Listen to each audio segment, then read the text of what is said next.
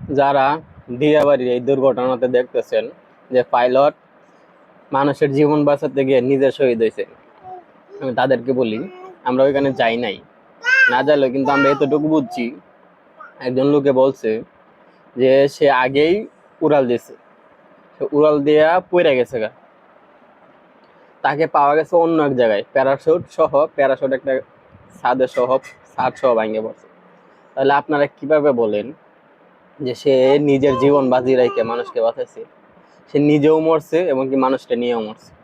ওই জায়গায় যদি আমরা বলতে যাই, গতকালকে একজন দেখলাম নৌবাহিনীর এক লেফটেন্যান্ট কর্নেল নাকি, সে বলছে যে 1966 সালের যতগুলা নষ্ট বিমান আছে, যুদ্ধ বিমান, এগুলা দিয়ে তাদেরকে প্রশিক্ষণ দেওয়া হইতেছে। এর আগেও যে ওয়াসিম কুমার নাকি, উনি ঠিক আছে, উনি নিজের জীবন বাজি রেখে আর কেউকে মারে নাই, উনি নিজে মরছে। কিন্তু গতকালকে যে জিনিসটা, এটা আমরা এখন সরকারের প্রতি আহ্বান জানাবো, যতগুলা নষ্ট জিনিস আছে এগুলা যেন সব রাষ্ট্র করে দেয়, বা নষ্ট এগুলা যেন আর কোনো কাজে লাগায় না। একজনকে শিক্ষা দেওয়া যেতে হাজার লোক মারে না। আর কালকে যে ভিডিওগুলোতে দেখলাম অনেক লোক মারা গেছে, কিন্তু এই জায়গায় দেখানো যাইতেছে মাত্র 19 জন 20 জন। এটা নিয়ে কোনো রাজনীতি চলে না যেন।